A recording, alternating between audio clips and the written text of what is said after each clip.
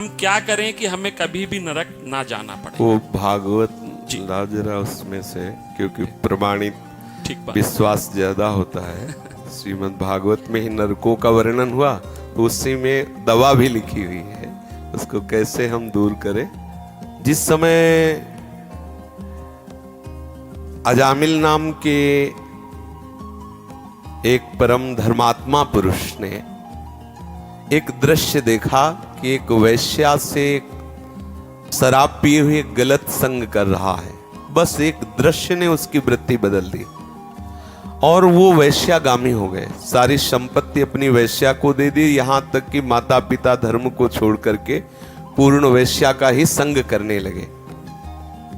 परिणामता कोई भी धर्म न रह गया। भागवत प्रमाण है, वो बहुत धर्मात्मा आदमी थे। इसीलिए साधक को सावधान रहना चाहिए कि कभी भी कोई भी दृश्य तुम्हें भ्रष्ट कर सकता है यदि सावधान न रहे। उनकी ऐसी दुर्दशा हो गई कि भगवत नाम लेना तो बात जाने दो, ब्राह्मण कुल में जन्म हुआ था, शराब पीने लगे और शिकार खेलने लगे, मृग और भी पशु पक्षियों को मार करके खाना, ऐसा सब। पर यदि कोई पहले धर्म से चलता है तो भगवान कृपा करते हैं और उसे अवसर देते हैं। तो संतों की एक मंडली गई तो गांव के लोग ने उपहास में कह दिया कि वो गांव से पूछा गांव के लोगों से कि कोई पवित्र ब्राह्मण हो तो उसके यहाँ रुक जाए, या कोई ऐसा धर्मात्मा। वहाँ बहुत बड़ा धर्मात्मा पवित्र जामिल है, ऐसा विनोद में उपहास करने के लिए संत मंडली को भेजा।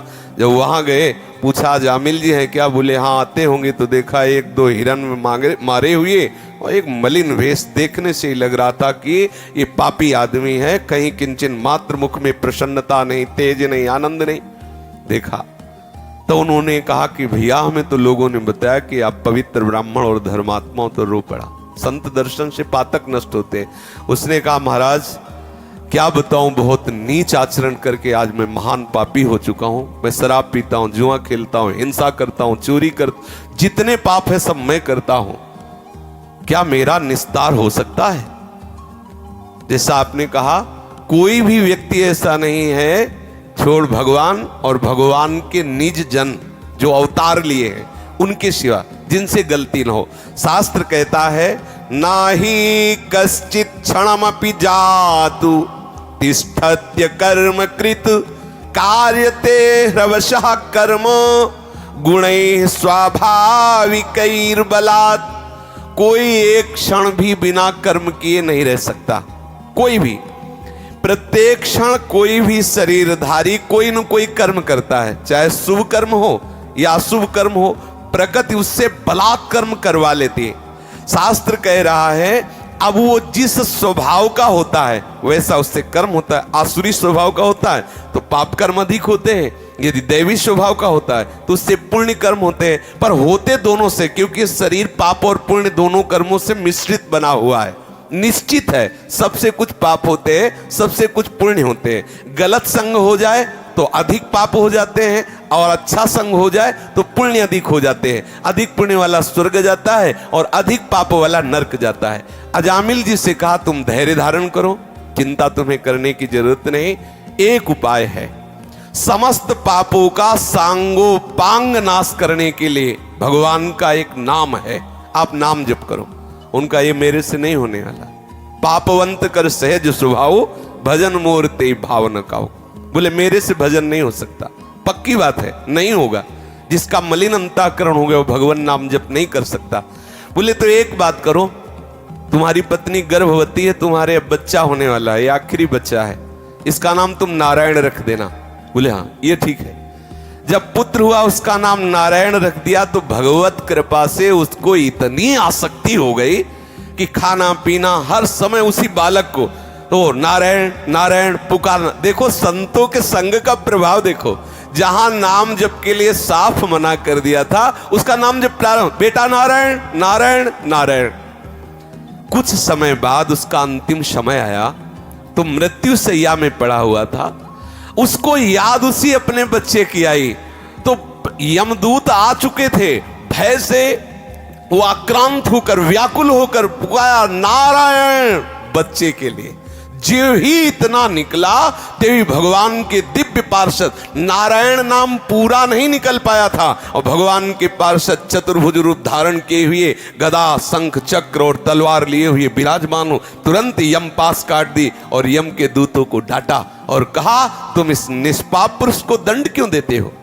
तो उनका महाराज आप वैसे देखने में तो बहुत दिव्य लग रहे हो, ये निष्पाप कैसे हो सकता है? ये तो महान पापी। बोले ये परम पवित्र हो गया क्योंकि इसने समस्त पापों का प्रायश्चित जिससे होता है वो हमारे प्रीतम प्रभु का नाम उच्चारण, एक नारायण नाम उच्चारण मात्र से इसके सारे पाप नष्ट हो गए। स्वयं कहते हैं अयम ही कृत निर्वेशो जन्म कोट्यंग सामपि यद व्याजहार विवसो नाम स्वस्त्ययनम हरे एतेनैव रघोनोष्य कृतम स्वादघ निष्कृतम यदा नारायणायेति जगाद चतुरक्षरम। यमदूतों, एक जन्म नहीं, इसने करोड़ करोड़ जन्मों के पापों का प्रायश्चित कर लिया क्योंकि इसने श्रद्धा से नहीं, भगवत भाव से नहीं, पुत्र के ब्याज से, पुत्र के बहाने से नारायण नाम लिया। जिनका नाम लिया उस नाम की इतनी महिमा है कि एक जन्म नहीं करोड़ों जन्मों के पापों का प्रायश्चित कर लिया। जिस समय इसने 4 अक्षर पुकारा, नारायण चतुरक्षरम, जगाद चतुरक्षरम नारायण, ऐसा उच्चारण करते ही जितने इसके रजिस्टर नरक में भरे पड़े थे सब जला दिए गए। नारायण नाम उच्चारण करते ही ये निष्पाप हो गया। तो बोले महाराज कौन कौन से पापी पवित्र हो सकते हैं? इस्तेनः सुरापो मित्र दुग्ब्रह्मः गुरु तल्पगः स्त्री राज पितृ गोहंता ये च पातकिनो परे। जो चोरी करता है, शराब पीता है, मित्र से द्रोह करता है, जो ब्रह्मघाती है, जो गुरु पत्नी गामी है, जो ऐसे नीच पुरुषों का संग करने वाला है, जो स्त्री की हत्या करने वाला है, राजा की हत्या करने वाला है, पिता की हत्या करने वाला है, गाय की हत्या करने वाला है, और भी जो बड़े से बड़ा पापी हो, सभी पापियों के पाप का नाश करने के लिए एकमात्र भगवान नाम है। जो हरि नाम का उच्चारण कर देते हैं, कृष्ण नाम का उच्चारण करते हैं, राम नाम का उच्चारण करते हैं, नारायण नाम का उच्चारण करते हैं, उसी क्षण वो समस्त पापों से मुक्त हो जाते हैं। सर्वेषामप्यघवता मिदमेव सुनिष्कृतम नाम व्याहरणम विष्णुर यतस्तद्विषया मतिः। समस्त पापों का प्रायश्चित एकमात्र भगवान नाम है। वो किसी भी बहाने से सही भगवान नाम उच्चारण कर ले, परम पवित्र हो जाएगा। उसे गंगा नहाने की जरूरत नहीं। जो ऐसा महापापी है, न गंगा न गया सेतुर न काशी न च पुष्करम जिह्वाग्रे वर्तते यस्य हरिरित्यक्षरद्वयम्। हरि ऐसा उच्चारण कर लिया, उसे गंगा नहाने की जरूरत नहीं, उसे सेतुबंध रामेश्वर गया आदि में पिंडदान करने की जरूरत नहीं, उसे किसी पुष्कर तीर्थ यात्रा जाने की जरूरत नहीं, वो परम पवित्र हो गया। ऋग्वेदोऽथ यजुर्वेदः सामवेदो अथर्वणः अधीतास्तेन येनोक्तम हरिरित्यक्षरद्वयम्। जिसने पुकारा हरि, उसको वेद पढ़ने की जरूरत नहीं। ऋग्वेद, सामवेद, अथर्ववेद सब वेदों के पाठ का उसे फल मिल गया। और बोले प्राण प्रयाण पाथेयम संसार व्याधि भेषजम दुख क्लेश परित्राणम हरिरित्यक्षरद्वयम्। जिसने हरि ऐसा उच्चारण कर लिया तो प्राण छोड़कर जो यात्रा होनी उसके लिए उसने पूर्ण व्यवस्था तैयार कर ली।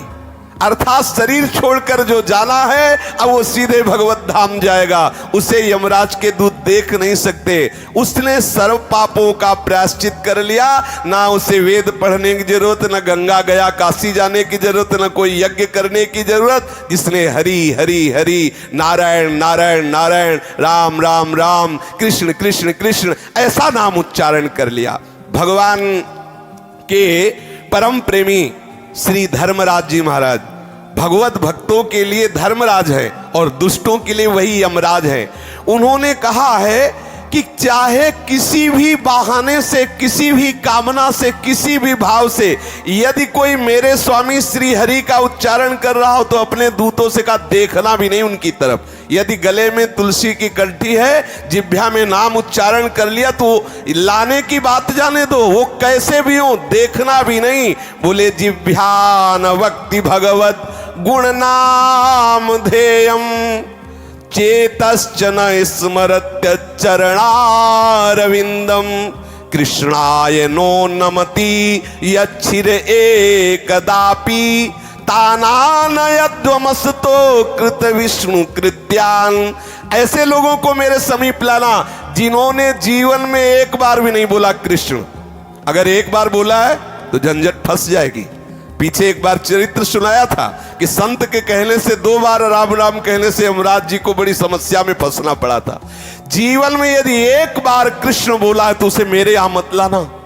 यमराज जी कह रहे जिसने जीवन में एक बार भी भगवान नाम उच्चारण नहीं किया, जिसने अपने चित्त से कभी भगवान का चिंतन नहीं किया, जिसने एक बार भी प्रभु को प्रणाम नहीं किया, जो भगवत लीला कथा कभी नहीं सुने, ऐसे पापियों को मेरे यहाँ लाना। लेकिन जो भगवान नाम उच्चारण कर लिया, गले में तुलसी की कंठी बांधे हुए है, भगवत चरण आश्रित है, उनकी तरफ देखना भी नहीं। यमराज कह रहे कि दूतो तुमसे अपराध बन गया। अजामिल ने नारायण नाम उच्चारण किया और तुम वहां उपस्थित थे और भगवान के दूतों से प्रश्न उत्तर किया, इसलिए मैं अपने दोस्तों की क्षमा प्रार्थी होकर के भगवान से प्रार्थना करता हूं।